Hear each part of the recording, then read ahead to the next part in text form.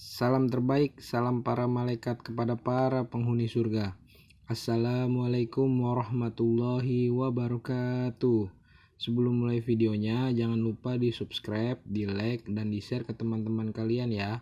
Rasulullah Shallallahu Alaihi Wasallam bersabda, barang siapa yang menunjukkan kebaikan, maka dia akan mendapatkan pahala seperti pahala orang yang mengerjakannya. Kalau udah sampai terjadi kayak begitu, lama-lama agama kita jadi murah. Kenapa? Karena semua orang berhak ngomongin tentang agamanya sendiri. Ya, sekarang kan orang udah nggak mau nanya sama guru. Kira-kira begini sah, enggak? Kayaknya sih sah. Kata orang kata siapa? Kata orang kata orang kata siapa? Kata Imam Malik, kata Imam Syafi'i, kan begitu kan? Jelas jadinya. Kata orang sih nggak basah, ya kok kata orang pas menggani melihatnya. Ya artinya apa? Ngaji benar. Biar kata hukum itu taksisnya lebih jelas kalau kita ngaji, urutannya lebih ketahuan. Yang mana yang perlu, yang mana yang nggak perlu. Begitu ya. Itu namanya Ar-Rahman-Ar-Rahim. Jadi sini orang yang mendapatkan rahmat Allah adalah yang mana? Orang yang punya kehendak pengen berbuat baik. Setelah dia punya kehendak pengen berbuat baik, pengen ngelakuin yang baik, berarti tandanya Allah udah mendapatkan, Allah udah ngasih dia rahmat. Wah, dia beruntung deh kalau dia punya anak yang ke masjid udah nggak pakai disuruh lagi. Ya Allah, mantap udah. Ya kan, anak-anak kita yang di rumah yang lagi di hari masih tidur aja. Nah, gitu. Jangan baru anak Ya, gue masuk. jangan kalah Pak sama anak. Bapak-bapak, kalau rumahnya mau bilang jali ya, kalau rumahnya ada musibah kebakaran, kira-kira bini sama anak diangkat ya dari angkat pasti sama itu. Tidur nih bini ente pulas botong tetap, wah nggak bangun nih bini angkat botong. Anak nggak bangun botong. Tapi sama api dunia sampai segitu kita takut. Besok kalau bangun subuh dia nggak bisa, siram bakaran gitu. Apa yang bakaran? Api akhirat itu. Ya, ada orang di dalam rumah kita yang dia punya memiliki masuk dalam api neraka. Kalau api dunia sampai kejam kayak begitu, dia takut. Bagaimana tentang api akhirat? Kudunya lebih digotong lagi. Bakaran apa mah? Lo nggak sholat subuh bakaran.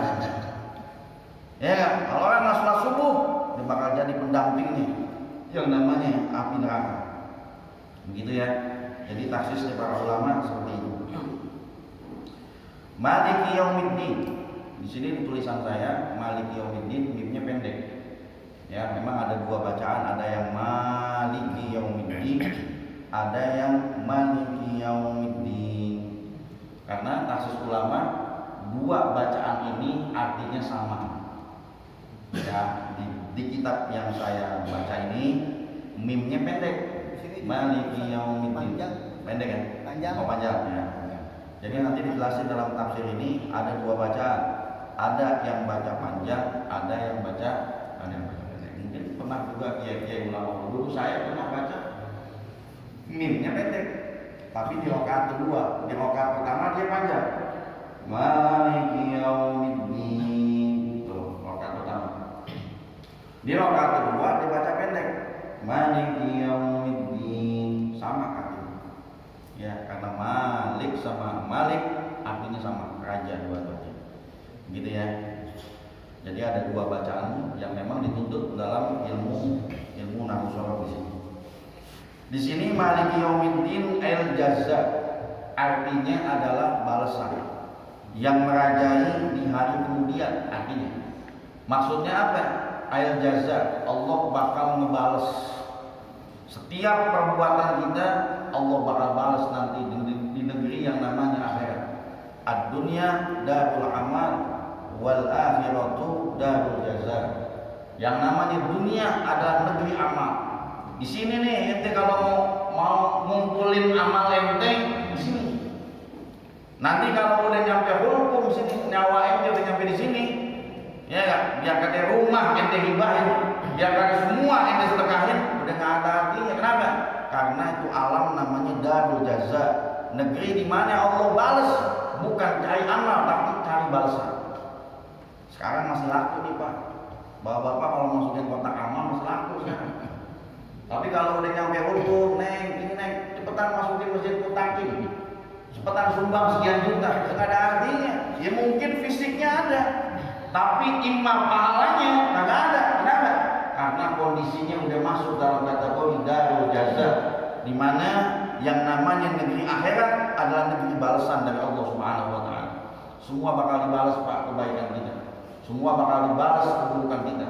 Wa may ya'mal mithqala dzarratin khairan yarah. Sekecil apapun kebaikan, ente bakal nemuin kebaikan itu. Wa may ya'mal mithqala dzarratin syarran yarah. Sekecil apapun yang namanya keburukan, pasti bakal berpulang kepada orang yang ngerjain itu. Makanya jangan pernah nanam keburukan di sini. Biar kata kecil, dia bakal pulang sama ente. Jangan pernah nanam keburukan kecil kayak gede kayak, jangan. Semua bakal balik sama diri kita sendiri. Nauzubillah min dzalik. Makanya jangan bilang, ini kan cuma dosa kecil Ustaz. Jangan.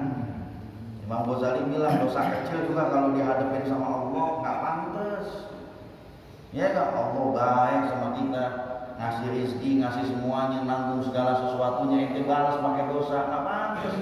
Biar kata kecil juga nggak pantas, apalagi gede. Gitu. Jadi mau balas yang model kayak begitu nggak pantas buat Allah Subhanahu wa taala. Gitu ya. Jadi yang namanya maksiat bagaimanapun caranya itu jauh. Semua bakal berpulang kepada kita. Apalagi yang namanya maksiat jariyah. Maksiat yang berketurunan. Ente pernah ngajarin orang nolong, tapi ente udah hisap, tapi yang diajarin punya murid 10. Gimana itu nasibnya? Ente-nya udah hisap memang, kelas tuh urusan ente. Iya enggak? Dia nangis segala macam, tapi ada dosa jariah nih yang muter-muter di situ aja. Walhasil orang yang ngajarin dia ngambil, besok dia ngajarin 10 orang ngambil. Itu tuh yang jadi kita pikiran kita. Gimana yang 10 orang, gimana yang satu, gimana yang nanti diajarin lagi. Selama itu bakal muter terus, pulangnya sama diri kita semua. Walaupun ente yang udah tobat buat dosa ente, tapi karena ente pernah melatih orang berbuat itu, gimana? Maka kalau berbuat buruk jatuh sama diri kita, jangan suka ngajarin orang. Jangan. Ini main judi yang benar begini. Salah buang bro. Iya kan? Kata dia yang kita ahlinya. Coba lihat perhatiin aja nih. Wah, begitu. Begini caranya. Ya kan? Tuh besok orang ngikutin ente. Habis itu dia nongkrong nih, ngajarin lagi orang. Habis tuh urusan ente sampai situ. Beda yang kedua, siapa yang ngajak tentang kebaikan, dia bakal menuai hasil. Walaupun orang yang ngajak kita pernah berbuat baik, hari ini orangnya nggak ada nih. Orangnya udah meninggal dunia, tapi kebaikannya masih ngalir sama dia. Makanya kalau ngajak aja Pak. Ini habis ini ngaji nih, diajak biar banyak. Apa ngajak aja dia mau ikut kayak mau kagak, biarin. Tugas kita ngajak, hasilnya Allah nanti. Ya enggak? Allah mau buat dia bisa hadir di sini kayak, Allah mau buat dia nggak bisa hadir di sini kayak, biarin aja. Yang penting kita udah ngajak. Kalau satu aja ada orang yang jadi serupa sama kita, kaya Pak kita di akhirat. Amin. Ya kan, makanya ngajak sebanyak-banyaknya. Kadang kan yang orang malas ngajak nih, ngajak apa? Yang penting kita bener, dia mau biarin aja. Ente mau surga sendirian baru ente. Ya, artinya malas ngajak orang ogah. Yang jadi ogah sih sebenarnya satu. Orang itu kalau diajak nggak mau ngikut. Itu yang jadi kita jengkel. Kita lupa nih.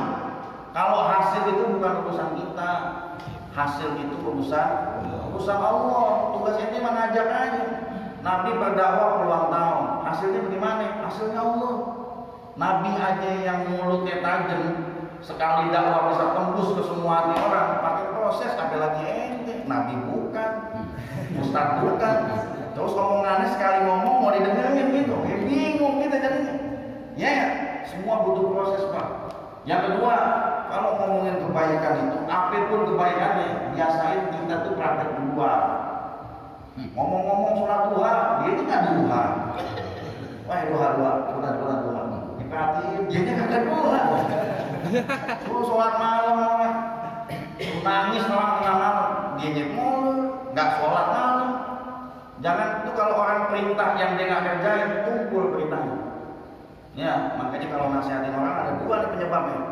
Satu yang nasihatin nih, ngerjain ya. Kedua, yang dinasehatin ini pewaris dari dosa-dosa besar atau enggak? Karena kalau pewaris dari dosa dosa besar, memang susah nasihat masuk susah.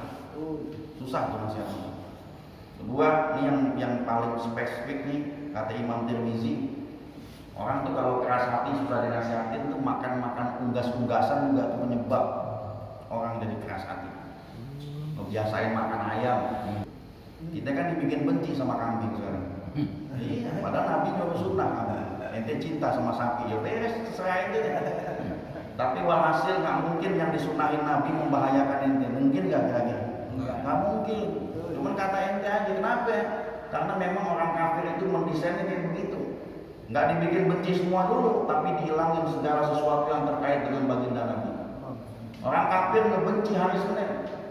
Memang secara nggak langsung kita nggak tahu hari Senin ada apa. Hari Senin itu kelahiran Nabi kita itu. Ya kan? Orang kafir benci hari Senin, orang Islam ikut-ikutan benci hari Senin. Dia lupa tuh kalau Nabi kita dilahirin di hari Senin, supaya sejarahnya hilang semua, supaya orang nggak pernah tahu, walaupun dengan ngegulung hari Jumat, karena kalau hari Jumat semua jelas kelihatan. Ya kan? Kalau Senin yang dilipat, semuanya nggak kelihatan. Dilipat tuh hari Senin sama dia. Dibikin benci kita sama hari Senin. Alasannya kalau hari kerja pertama nggak mana dibikin benci kita sama hari Senin. Padahal lihat, Senin adalah kelahiran baginda Nabi kita Muhammad Sallallahu Alaihi Wasallam. Nah sekarang hadis riwayat Imam Tirmizi malah sebaliknya, ngebalik malah, bikin keras hati orang yang makan makanan unggas. Nah sekarang pantas anak sekarang dinasihatin ngebalik nasihatin. Ya kan, ngomongin A, di A, B, C, D, macam banget nasihat. Kenapa? Karena dia sering makan makanan unggas-unggas. Orang kafir nggak pernah punya restoran yang makanannya kambing, yang dia lihat ya. Punya nggak orang kafir makanan restoran tapi dagingnya kambing? Punya nggak? Ada. Dia tahu tuh daging kambing itu sunnah kita. Ayam ada nggak? Ada. Banyak. Ayam yang dipotong aja ada, ayam geprek. Iya.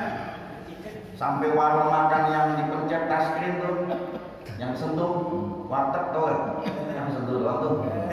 Nah, sampai ada ayam coba nggak masuk kambing di situ, hilang nih sunnah pelan-pelan. Bapak-bapak kita ribut urusannya, ayo kita apa namanya patungan sapi-sapi, oh kambing hilang lama-lama.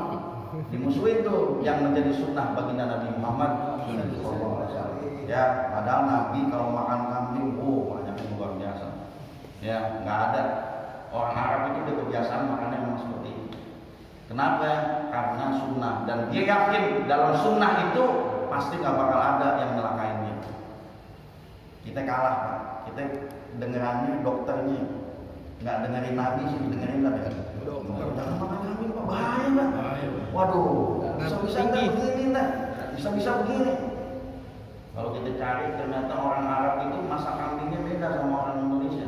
Orang Indonesia kalau masak kambing macam-macam sih. Pakai santan, pakai ini ya. Ini yang bahaya jadi. Pegel-pegel badan katanya. Ya iya pantes. santan. Ya. Orang kafir kayak begitu, padahal nggak ngangkat langsung nggak, pelan-pelan dia gitu pelan-pelan. Ya nggak, lama-lama dibenci pelan-pelan kayak hari Jumat. Anak-anak kita yang nggak sholat Jumat pada kerja di restoran, nggak boleh sholat Jumat, Pak. Ya nggak, kalau dibilang wah ini masuk nggak dalam uzur, nggak ada kata uzur. Kalimatnya jelas, wazarul baik, tinggalin jual beli. Restoran jual beli bukan kalian. Ya, nggak ada alasan udah. Ente tetap kudu sholat Jumat, illa bisa farid, kecuali dia safar jalan. Tapi orang yang memulai perjalanan di Jumat subuh, sepanjang perjalanan yang dilaknat sama malaikat. Nggak bisa, kenapa? Ente nggak boleh ngadain perjalanan, illa bisa safar, kecuali safar yang memang benar-benar satu perjalanan wajib, dua perjalanan sunnah, tiga perjalanan mubah, baru gagal Jumat boleh. Ya, anak-anak kita banyak yang nanya, udah di restoran Pak Ustaz, nggak boleh sholat Jumat, saya ganti aja juga. 3 kali kafir ente. Sedih gak? Gaji cuma 3 juta sampai kafir. Nasib deh. Mendingan jadi remaja masjid deh. Iya, kita susah kasih lihat Pak. Anak-anak kita kaya kagak, berkah kagak, Jumatan kagak, mau jadi apa entar anak kita? Bener gak? Kerja di warung-warungnya orang kafir, itu kerja di peterin sampai sholat kagak bisa. Apa kata bosnya? Lo tinggal ganti zuhur. Kalau Jumat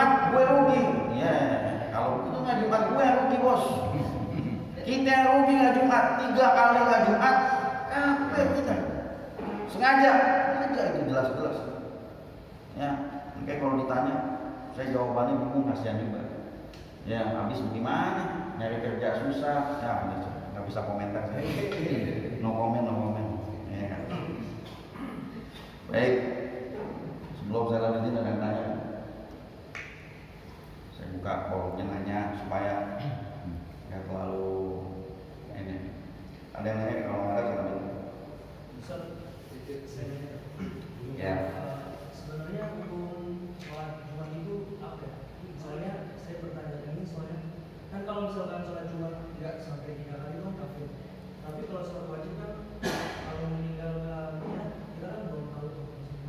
Banyak orang nggak tahu nih apa maksudnya mudaratnya apa nih meninggalkan sholat wajib. Sholat wajib dalam kitab Fathul Mu'in dikatakan begini: man taraka sholat muta'ammidan bahwa kafaratun bihar. Siapa orang yang meninggalkan sholat secara sengaja, maka dia adalah kafir secara nyata. Makanya saya bilang, ada orang 3 kali sholat Jumat, dia takut kafir, tapi sekali dia nggak sholat, dia kafir. Ya kan? Subuh pun nggak sholat, sengaja kafir. Zuhur dia nggak sholat, sengaja kafir. Di kitab Fathul Mu'in diterangkan, ditunggu, subuh ditungguin sama malaikat. Jam 10 baru pada bangun. Ya kan? Tapi sholat Jumat bagaimana? Lama sholat Jumat. Kalau sholat Jumat 3 kali berturut-turut tanpa sengaja. Ya kan? Gak ada sebab, nanti safar, gak sakit, gak kenapa-napa, itu melaksanakan itu. Nah, itu. Terus sholat Jumat khusus nih. Sholat Jumat itu wajib berjamaah. Ya, sedikit ya, nggak apa-apa ya ini ya. Sholat Jumat itu wajib berjamaah. Yang namanya wajib berjamaah kagak sah masbuk, nggak boleh jadi masbuk. Itu namanya sholat Jumat. Kalau sholat yang lain, kok bisa kita ketinggalan jadi masbuk? 3 sholat maghrib 3 rakaat, 2 rakaat sama imam, 1 rakaat sendirinya. Bisa nggak? Bisa. Kenapa bisa? Karena sholat maghrib bisa dilaksanakan berjamaah, bisa dilaksanakan sendiri. Itu masalahnya. Sekarang pertanyaannya, sholat Jumat bisa nggak dilaksanakan sendiri? Nggak bisa. Kalau sholat Jumat nggak bisa dilaksanakan sendiri, wajib berjamaah, makanya ente kudu berjamaah, nggak boleh masbuk. Titik tuh. Kapan ente masbuk? Ente datang pas khotib kedua di sini. Udah nggak ada apa-apa, kalau Jumat kalah. Nggak ada Jumat buat orang yang telat, minimal dia sampai khotib, jangan sampai duduk di antara 2 khutbah. Ente udah ada di sini. Kalau perlu rukunnya udah ada di sini ente, jangan kemana-mana. Nggak ada orang datangnya udah sholat. Saya dengerin khotib Pak Ustaz, cuma di luar sambil ngopi, kasar idenya. Dengerin khotib sambil ngopi, kita diri nggak ngapa khotib, ente ngopi lagi. Nggak sah hukumnya. Terus ente perlu hadir di sini, datang di sini. Jadi besok nggak ada, yang lambat nggak ada. Kalau kita pengen tahu teknisnya ini Jumat ini sensitif banget, jangan sampai telat, dan dia nggak boleh masbuk selamanya. Kalau dikatakan dia boleh masbuk, berarti Jumat itu boleh dilaksanakan sendiri. Dia itu wajib berjamaah. Nggak sah orang sholat Jumat tidak dilaksanakan berjamaah. Contoh yang gampang. Dia sholat Jumat datang di sini, pas sholat 1 rakaat bareng sama imam, 1 rakaat dia kerjain sendiri karena telat. Itu nggak sah. Ya udah sholat Jumatnya anggap aja kita terusin deh. Tapi dia masih ada ketalangan zuhur, dia harus sholat zuhur dia. Gitu ya. Makanya jangan sampai nggak dipentingin Jumat. Pada datang terlambat. Aduh, capek, kasihan. Orang kota sibuk banget kan kadang-kadang. Masya Allah, sampai azan belum datang, sampai komas belum datang, sampai sholat belum datang dulu. Sedih kita lihat. Sudah lagi ya? Ini Pak Ustaz, Ya. kebiasaan buruk kalau ketik di mimbar sedang khotbah itu biasanya ngegendong main HP terutama nih, gaya-gayaan ini. Ain terutama sekarang tren main HP. Itu menggugurkan pahala Jumat atau tidak? Ya, Jumat itu perintahnya begitu. Ya, di sini kalau masalah dipakai ansitu wasma'u wa'ati'u. Ansitu diamlah kamu. Ansitu wasma'u dengerinlah. Wa'ati'u patuhilah. Kan begitu. Angsit wal imam yahtub faqad laghaw wa man laghaw. Begitu kan hadisnya? Angsit, diamlah kamu, wal imam yahtub, ketika imam sedang berkhutbah.